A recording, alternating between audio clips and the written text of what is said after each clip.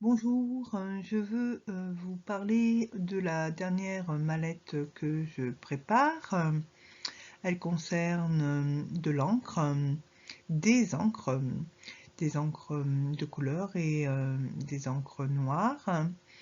Il y a différents matériaux qui sont utilisés pour écrire, pour dessiner. Et ces matériaux de la couleur sont de nature diverse, mais essentiellement végétale. Il y a de la noix de Galles, hein, qui est l'excroissance d'un chêne, et qui est le produit ou le résultat, je dirais, d'un parasite de l'arbre, hein, du chêne à Galles.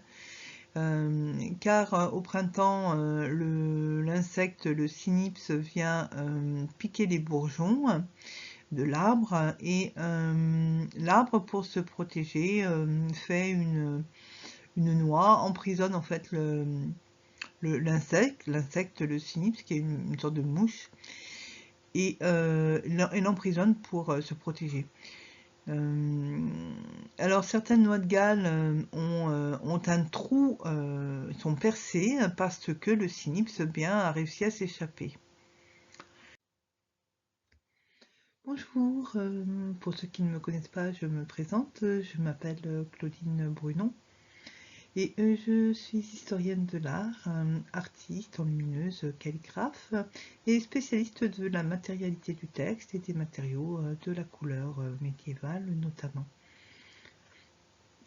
Je travaille avec différents organismes et je prépare des mallettes pédagogiques en enluminure et en calligraphie. Je souhaite actuellement me tourner vers des mallettes plus compactes, on va dire, plus petites, et qui permettent de montrer des extraits de ce que sont les matériaux de la couleur. Extrait entre guillemets, extrait, c'est-à-dire petite quantité de matériaux, forme, pas forcément matériaux bruts, mais déjà un peu transformés, comme la noix de Galles concassée ou la gomme arabique en poudre. Et puis aussi, j'aime montrer maintenant, c'est nouveau, des outils scripteurs, si je peux m'exprimer ainsi. Outils scripteurs, il faut entendre au sens large ce que ça veut dire, c'est-à-dire des outils traçants, des outils de tracé qui permettent de dessiner ou d'écrire.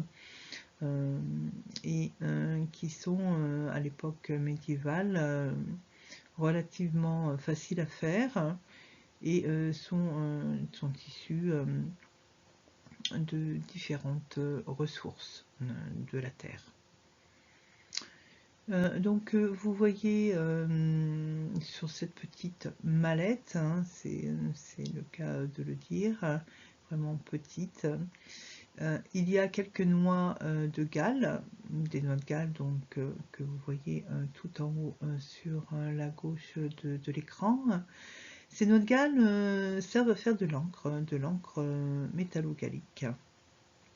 Il y a à côté de la gomme arabique en cristaux et les deux petits flacons dont je vous parlais de la noix de Galles concassée et de la gomme arabique en poudre.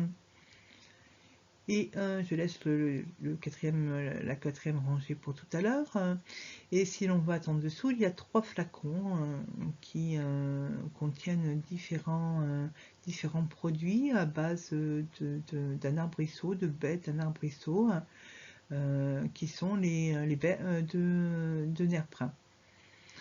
Et le premier flacon, c'est une encre que j'ai fabriquée à partir de ces baies, des baies qui étaient plus ou moins mûres, et que j'ai préparées, et ensuite dans l'extrait tinctorial que j'ai fabriqué, j'ai ajouté de la terre verte. Ensuite, la deuxième bouteille contient un pigment que j'ai fabriqué aussi à partir des baies de nacre que j'ai fait pousser dans la copropriété où je réside.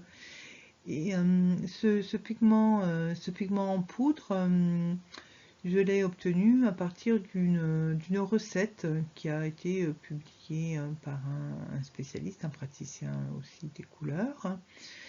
Et c'est assez intéressant parce que ça mousse un peu quand on met une charge minérale dans un extrait tinctorial. Un extrait tinctorial, c'est-à-dire un jus végétal, que ce soit une décoction ou une macération.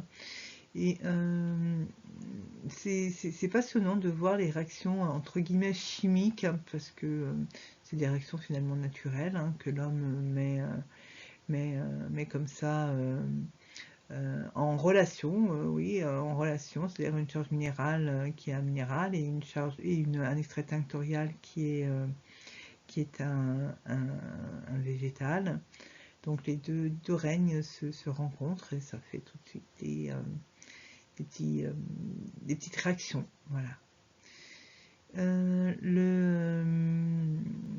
Le troisième flacon, c'est la graine d'Avignon, c'est-à-dire que ce sont des baies aussi de nerf brun, mais qui sont non mûres et qui sont là ici présentées de manière sous forme concassée.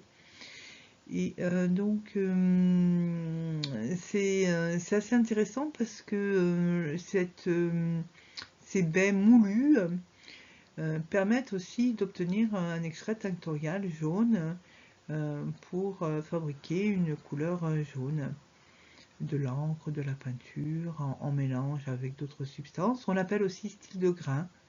J'ai fait aussi cet après-midi un petit essai avec des couleurs bleues et une couleur blanche et ce style de grain pour obtenir un vert. Voilà, un verre composé, nous dit le texte, du XVIIIe siècle, qui est un reprint du XVIIe.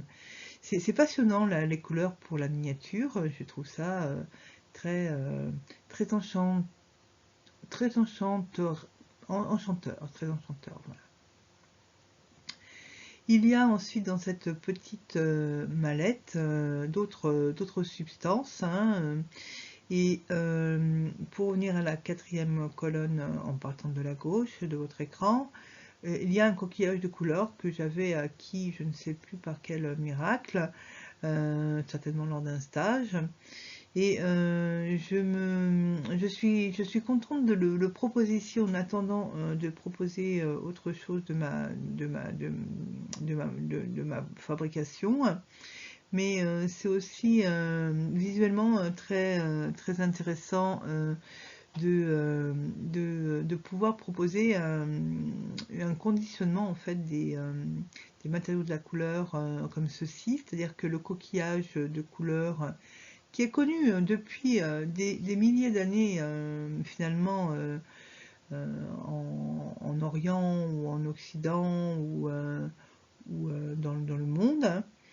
Il suffit en fait que de retrouver quelques fouilles archéologiques, mais avant d'être connu de l'époque romaine, de l'Antiquité romaine, le coquillage de couleur était un phare pour les dames, et notamment il y a des fouilles qui sont anciennes, qui ont les années 50 ou 60, qui ont mis à jour des coquillages en Mésopotamie, c'est Kirch, je crois que le site c'est Kirch ou Couche, je ne sais plus exactement, il faut que je retrouve ça plus précisément si ça peut vous intéresser. Et ça date de peut-être plusieurs milliers d'années. C'est assez ancien comme technique de phare à paupières ou de phare à joues avec des pigments naturels. Alors toxiques et qui sont des pigments semblables à ceux de la peinture. peut se poser la question, est-ce que c'est vraiment du fard ou pas, voilà. Ou en tout cas, les usages cosmétiques, et pour la peinture et l'écriture étaient les mêmes. Il n'y avait pas une palette vraiment différente de la couleur. Et ce qui est assez original, et ce qui peut faire l'objet d'une piste de recherche, en effet, sur les cosmétiques et les couleurs des peintresses ou des peintres féminines. Il y a certainement des choses à travailler sur ce sujet. On pourra en revenir à la mallette. Le conditionnement de ce coquillage, en fait, est présenté sous vide. J'ai fait l'acquisition d'une machine très peu chère qui permet de conditionner en fait les matériaux de la couleur. Et justement dessous, vous voyez, on voit mal, hein, je ferai des petits zooms plus tard. J'ai pu mettre en ligne comme ça des petites baies, notamment les baies de Nerprin, pour montrer comme ça au public et à l'acquéreur ou à l'acquéreur avec pour le féminin, qui permettra en fait au public de voir visuellement ce qu'est une baie, parce que quand on parle aux gens d'une baie, les gens sont tout à fait déconnectés de la nature et ne savent pas forcément ce qu'est une baie. Je suis sûre que si vous faites un micro-sondage dans la rue, qu'est-ce qu'une baie? Oh, mais je ne connais pas ce mot. Voilà, donc c'est bien de pouvoir montrer visuellement ce dont on parle. Parce qu'on n'a pas forcément la même imagination qui nous vient à l'esprit, et le même imaginaire qui nous vient à l'esprit lorsqu'on prononce un mot que quelqu'un ne comprend pas, pourtant en parlant une langue commune à tous, c'est-à-dire le français. Donc mettre sous vide un peu ces petits matériaux, ces matériaux de la couleur extraits à la manière d'un unicum, c'est-à-dire que on ne va pas présenter ça sous forme massive, mais avec des extraits, donc une ligne d'une 5, 6, 7, peut-être une dizaine de baies, et avec une petite étiquette indiquant le nom de la baie, ou le nom, pas le nom de la baie, mais le nom de l'arbre. Voilà. Et donc j'ai fait ceci en écrivant Nerprin. J'ai une petite étiqueteuse qui est très bien. C'est les mêmes étiquettes qui sont posées sur la bouteille, sur les bouteilles. Et donc j'ai aussi du yep, des baies de sureau, et aussi un bout de tissu qui était imbibé de colorant, puisqu'on parle de couleurs, de colorants et de matière végétale. Ensuite, dans le 5e compartiment, il y a des outils scripteurs, voilà, les outils scripteurs qui permettent de tracer et qui permettent de dessiner et d'écrire. Alors les plus communs sont la plume d'oie et le calame.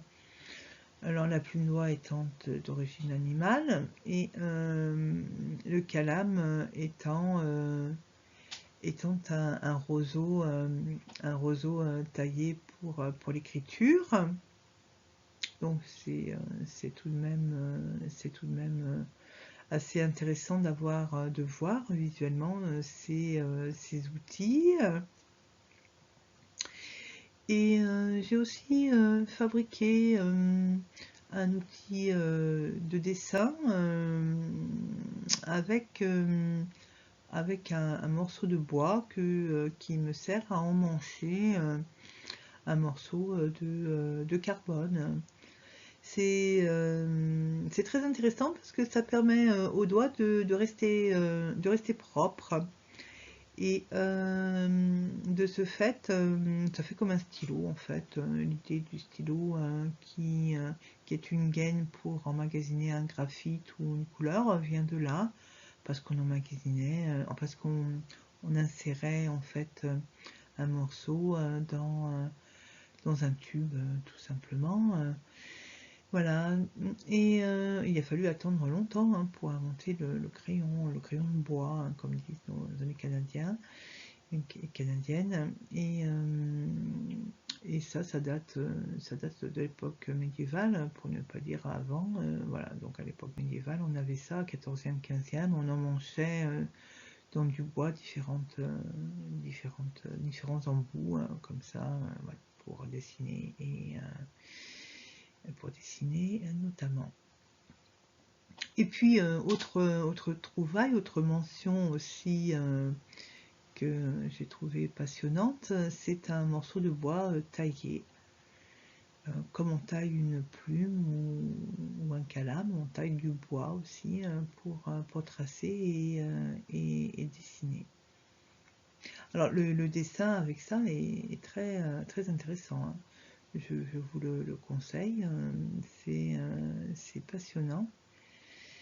Parce qu'on obtient des couleurs légères avec un tracé qui est suffisamment fin et le rendu est superbe, notamment quand on utilise une couleur naturelle. Donc on se rapproche au plus près des techniques de l'époque, et cette mallette est aussi destinée aux praticiens, aux enlumineurs, aux dessinateurs, aux calligraphes, pas seulement aux institutions, mais à celles et ceux qui veulent en faire l'acquisition pour pratiquer à leur tour les techniques anciennes avec des matériaux anciens. Et puis alors la dernière colonne, hein, le dernier compartiment concerne en fait en haut une capsule de terre verte. C'est un pigment naturel hein, à base de fer, de manganèse et de magnésium notamment, et différentes parties du monde ont des gisements. Et j'ai mis un petit flacon à côté de gomme arabique dissoute dans l'eau. Donc ça sert de liant pour amalgamer le pigment. Si vous avez une carotte céramique et un couteau à palette, couteau à broyer pour préparer le pigment. Et puis j'ai mis aussi une petite barrette de matériaux, qui servent à faire une couleur foncée, une couleur noire, notamment un noyau d'abricot, un noyau de pêche, etc., etc. Donc des choses qui sont intéressantes. Et ce qui produit aussi des couleurs dites noires de carbone. Voilà, je m'arrête là. J'espère que cela vous intéresse. Et n'hésitez pas à me contacter pour plus de renseignements. Je me ferai un plaisir de vous informer des manières dont vous pourrez acquérir cette mallette.